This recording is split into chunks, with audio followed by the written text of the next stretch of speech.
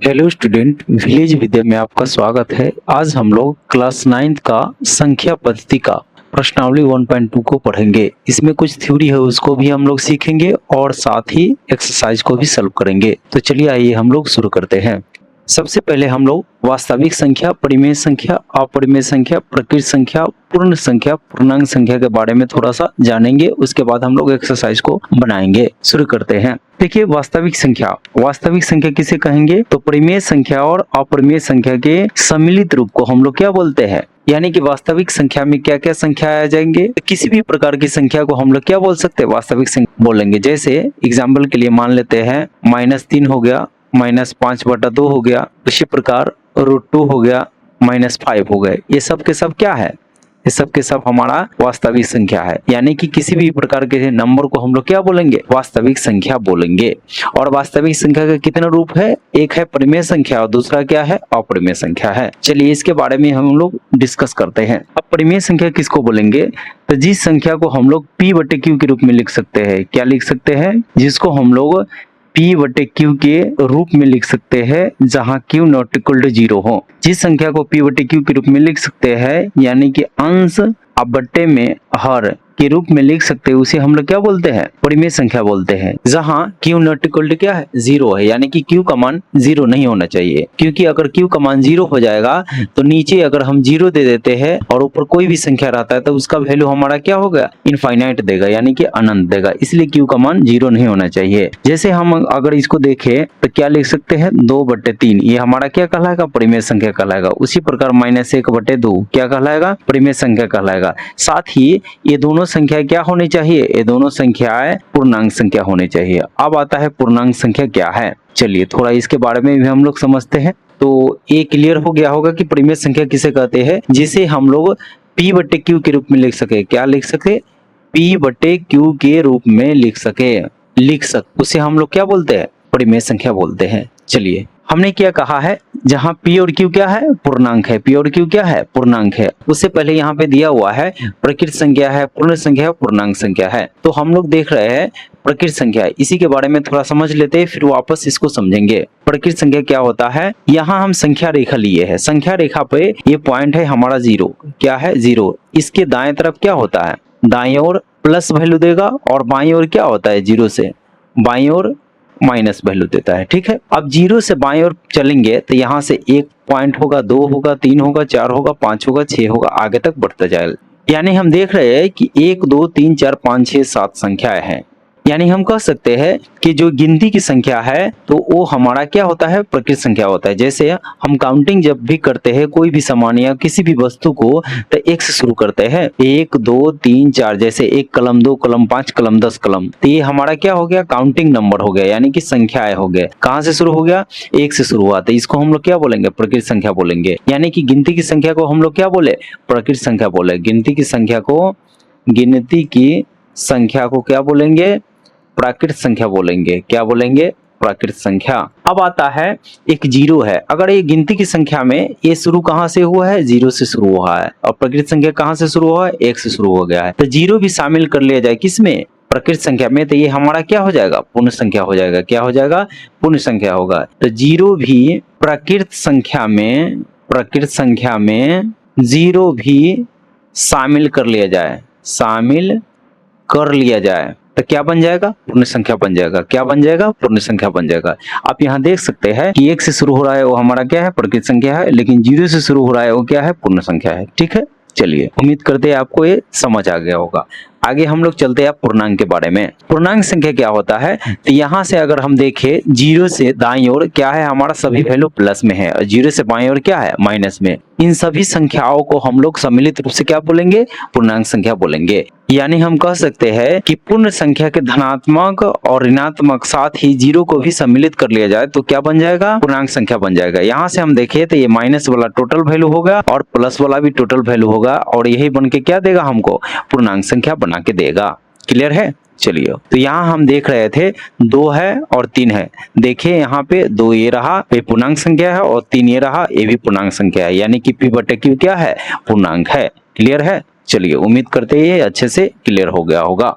अब आते हैं यहाँ अपरिमेय संख्या के बारे में। तो अपरिमेय संख्या क्या होता है, जिसे हम लोग P/Q के रूप में नहीं लिख सकते हैं, जिसे P/Q के रूप में नहीं लिख सकते हैं। क्या कर सकते हैं, नहीं लिख सकते हैं। जहां Q नॉट इक्वल टू इसमें भी 0 होगा, यानी कि वह संख्या जिसे हम लोग P/Q के रूप में नहीं लिख सकते, उसे क्या बोलते हैं हम लोग, अपरिमेय संख्या बोलते हैं। अब ये अपरिमेय संख्या होता है, विभिन्न प्रकार का होता है। जनरली हम लोग 3 प्रकार से हम लोग इसको जानते हैं। पहला जो प्रकार होगा, इसको हम लोग इसको समझने का प्रयास करते हैं। अगर कोई भी संख्या अभाज्य संख्या है, जैसे कि 2 है, 3 है, 5 है, 7 है इत्यादि, इस सब के ऊपर हम रूट लगा दे तो ये हमारा क्या बन जाएगा, अपरिमेय संख्या बन जाएगा। क्या बन जाएगा, अपरिमेय संख्या बन जाएगा। यानी कि एक तो ये हमारा रूप है, यानी कि अभाज्य संख्या के ऊपर रूट लगा दे यानी वर्गमूल लगा दे तो ये क्या बन जाता है, अपरिमेय संख्या बन जाता है। दूसरा जो है हमारा, इसका रूप क्या है,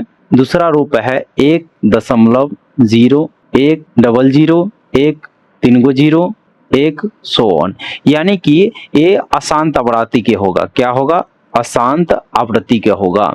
क्या होगा, अशांत आवृत्ति के होगा। इस प्रकार की संख्या है, ये भी हमारा क्या होता है, अपरिमेय संख्या ही होता है। और तीसरा जो है हमारा टाइप का ही होता है, लेकिन थोड़ा सा अलग होता है, उसको हम देखते हैं। तो वो हमारा क्या होता है, 1.2 के ऊपर बार होता है। इसका मतलब क्या हुआ, 1.222 ये रिपीट होगा। बस इसमें क्या होता है, एक ही संख्या बार बार रिपीट होता है। इसमें क्या होगा, बढ़ के रिपीट होते रहता है, बढ़ के रिपीट होता रहता है। चलिए एक और प्रकार है इसका हमारा, हम लोग क्या जानते हैं, हम लोग ये जानते हैं, इसको हम लोग पाई बोलते हैं। और पाई क्या है, अपरिमेय संख्या है। क्या है, अपरिमेय संख्या है। पाई एक अपरिमेय संख्या, इसको ध्यान में रखेंगे। क्लियर है।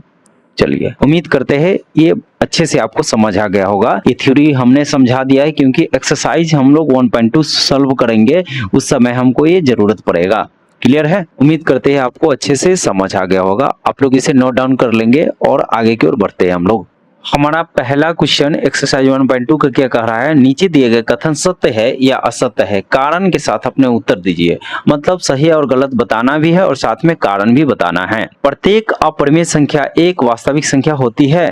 प्रत्येक अपरिमेय संख्या एक वास्तविक संख्या होती है। वास्तविक संख्या के कितने रूप, एक परिमेय संख्या और दूसरा अपरिमेय संख्या। तो क्या अपरिमेय संख्या वास्तविक संख्या नहीं होगा, एकदम होगा। ये वाला जो संख्या है वास्तविक संख्या होगा, एकदम होगा। ठीक है, यानी कि ये जो हमारा फर्स्ट क्वेश्चन है तो ये क्या हो गया, सत्य हो गया। क्या हो गया, सत्य हो गया। क्योंकि कोई भी संख्या वास्तविक संख्या होती है, वास्तविक संख्या होती है। चलिए क्लियर है। अगले क्वेश्चन की ओर हम लोग बढ़ते हैं। क्वेश्चन नंबर 2 क्या कह रहा है, संख्या रेखा का प्रत्येक बिंदु रूट m के रूप का होता है, जहां m एक प्रकृत संख्या है। चलिए हम लोग संख्या रेखा खींचते हैं और समझने का प्रयास करते हैं। यहां से देखिए इस पॉइंट पे हम 0 देते हैं बाएं साइड में, दाएं साइड में चलेंगे तो क्या होगा, प्लस वैल्यू देगा, और बाएं साइड में जाएंगे तो क्या होगा, माइनस वाला वैल्यू देगा। चलिए इसे पहले हमने थ्योरी में ये समझा दिया है। यहाँ क्या कह रहा है क्वेश्चन कि संख्या रेखा का प्रत्येक बिंदु रूट m के रूप का होता है, जहां m एक प्रकृत संख्या है। चलिए यहाँ पे देखिए रूट m के रूप का होता है। कोई भी संख्या किस रूप का होगा, रूट m के रूप का होगा, जहां m एक प्रकृत संख्या है। यानी कि हम संख्या रेखा पर तो कोई भी संख्या दर्शा सकते हैं। इसमें हम माइनस वाला भी दर्शा सकते हैं और प्लस वाला भी दर्शा सकते हैं। जैसे कि हम अगर इसमें दर्शाना चाहे 1.5 तो कहाँ दर्शा देंगे, यहाँ पे दर्शाएंगे। ठीक है, ये रहा 1.5। उसी प्रकार हम दर्शाना चाहेंगे -3.5 तो कहाँ दर्शाएंगे, यहाँ पे दर्शा सकते हैं -3. यानी हम देख रहे हैं कि संख्या रेखा पर किसी भी संख्या को दर्शाया जा सकता है, लेकिन इस क्वेश्चन में क्या कहा गया है कि रूट m के रूप का होता है, जहां m एक प्रकृत संख्या है। ये हमेशा m क्या होगा, प्रकृत संख्या। और प्रकृत संख्या कहां से कहां तक होगा, 1 से आगे तक होगा, और इधर वाला संख्या तो नहीं होगा। इसीलिए ये कथन क्या हो जाएगा, असत्य होगा। क्यों असत्य होगा, क्योंकि हम माइनस वाले संख्या को भी दर्शा सकते हैं और पॉइंट वाले संख्या को भी दर्शा सकते हैं। इसलिए हमारा ये कथन क्या हो गया, असत्य हो गया। क्या हो गया, असत्य हो गया। हमारा तीसरा क्वेश्चन है, प्रत्येक वास्तविक संख्या एक अपरिमेय संख्या होती है। क्या प्रत्येक वास्तविक संख्या क्या सिर्फ अपरिमेय ही है, नहीं, कुछ परिमेय है और कुछ क्या है, अपरिमेय है। और उसने क्वेश्चन में बोला है कि क्या प्रत्येक वास्तविक संख्या अपरिमेय है, तो ये सरासर गलत हो जाएगा। चलिए, क्योंकि प्रत्येक अपरिमेय संख्या वास्तविक संख्या है, प्रत्येक परिमेय संख्या भी वास्तविक संख्या है, लेकिन उसने उल्टा बोला है कि प्रत्येक वास्तविक संख्या अपरिमेय होगा, ये गलत बात है। तो तीसरा हमारा क्या हो जाएगा? तीसरा भी असत्य होगा। क्या होगा? असत्य होगा, क्योंकि प्रत्येक वास्तविक संख्या परिमेय संख्या और अपरिमेय संख्या होती है। क्वेश्चन हमारा दूसरा है, क्या सभी धनात्मक पूर्णांकों के वर्गमूल अपरिमेय होते हैं? यदि नहीं तो एक ऐसी संख्या के वर्गमूल का उदाहरण दीजिए, एक परिमेय संख्या है। क्या बोला है? क्या सभी धनात्मक पूर्णांकों के वर्गमूल अपरिमेय होते हैं? ये नहीं होता है, ये गलत बात है, ऐसा नहीं होता है। सभी पूर्णांकों के वर्गमूल अपरिमेय नहीं होते हैं, तो हल में लिखेंगे नहीं। हमको उदाहरण देना है, तो जैसे में लिखेंगे, जैसे रूट 1 का वर्गमूल निकाले तो 1 आएगा, रूट 4 का निकाले तो 2 आएगा, रूट 9 का निकाले तो 3 आएगा। ये क्या बोला है? क्वेश्चन बोला है कि सभी धनात्मक पूर्णांकों के वर्गमूल अपरिमेय होते हैं। ऐसा तो नहीं है, क्योंकि हमने इसको निकाला है तो ये क्या आया? परिमेय संख्या आया। कैसे? परिमेय संख्या आया। कैसे आया? चलिए हम लोग इसको देखते हैं। इसको हम क्या लिख सकते हैं? 1/1 लिख सकते हैं, और 1/1 यानी कि इसको p बटा q के रूप में लिख सकते हैं, जहां q क्या है? नॉट इक्वल टू 0 है, इसलिए हमारा क्या हो गया? परिमेय संख्या हो गया। और उसने बोला है कि क्या सभी धनात्मक पूर्णांकों के वर्गमूल अपरिमेय होते हैं? नहीं होते हैं, नहीं होते हैं। चलिए, उम्मीद करते हैं आपको अच्छे से समझ आ गया होगा। हम लोग नेक्स्ट क्वेश्चन की ओर बढ़ते हैं। हमारा अगला क्वेश्चन है क्वेश्चन नंबर 3।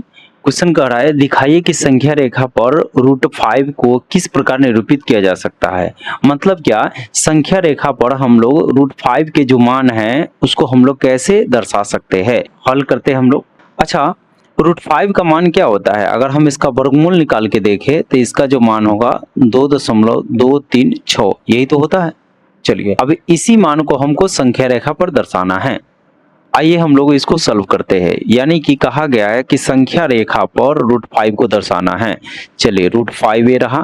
√5 को हम ऐसे लिख सकते हैं कि 4 + 1, और 4 को क्या लिख सकते हैं? 2 के स्क्वायर, यानी कि 2 दूनी 4। उसी प्रकार 1 को क्या लिख सकते हैं? 1 के स्क्वायर। 1 के स्क्वायर 1 ही होगा, 2 के स्क्वायर 4 हो जाएगा, और 4 1 5 दे देगा। वापस क्या दे देगा हमको? ये 5 दे देगा। क्लियर है? चलिए, इसको थोड़ा सा समझने के लिए हम लोग समकोण त्रिभुज का सहारा लेते हैं। ये रहा समकोण त्रिभुज, इसमें 90 डिग्री है। ए देते हैं, बी है और सी है। ये हमारा आधार हो गया, और ये हमारा लंब हो गया, और ये हमारा कर्ण हो गया। यहाँ से देखिए तो आधार के मान हम 2 ले लेते हैं। ये रहा आधार के मान, इसको हम आधार मान लेते हैं, और इसको क्या मान लेते हैं? लंब मान लेते हैं। ये रहा 1। तो हमको मिलेगा कितना? पाइथागोरस प्रमेय से हम लोग क्या जानते हैं? पाइथागोरस प्रमेय से कर्ण का स्क्वायर बराबर लंब का स्क्वायर प्लस आधार के स्क्वायर, यही तो जानते हैं। यहाँ से हम निकाले तो क्या निकल के आएगा? लंब है कितना? 1 के स्क्वायर, और इधर आधार कितना है? तो उसका होल स्क्वायर। वापस क्या आएगा? 1 + 4 यानी कि 5। यानी कि रूट अंडर में हम लिख सकते हैं सिर्फ और सिर्फ कर्ण बराबर क्या चीज? √5। यही तो हमने लिखा यहाँ। अब हम लोग इसको संख्या रेखा पर दर्शाएंगे। यहाँ से हम 0 लेते हैं, यहाँ से 1 लेते हैं, इसको हम 2 मानते हैं, 3 4 5 सो ऑन आगे तक जाएगा, इनफाइनाइट तक जाएगा, उसको रहने देते हैं। अब हमको क्या करना है कि √5 को हमको दर्शाना है। तो हम क्या करिए है कि ये जो है समकोण त्रिभुज लिया गया है, इसका आधार क्या है? 2 है। हम लोग 0 और 2 से लेके एक समकोण त्रिभुज बनाएंगे, जिसकी ऊंचाई कितना होगी? 1 इकाई होगी। कितनी होगी? 1 इकाई है, 1 पॉइंट होगी। यहाँ से हम 1 इकाई लेते हैं और इसको हम मिला लेते हैं। 0 से 1 को मिलाएंगे, इसका नाम देंगे A B C। ये रहा 90 डिग्री। ये रहा आधार, और आधार मेरा कितना है? 2 इकाई। ऊपर से नीचे इसकी ऊंचाई कितनी है? 1 इकाई है। हम इसका सॉल्व किए हैं तो आया है कितना? √5। कितना आया था? √5।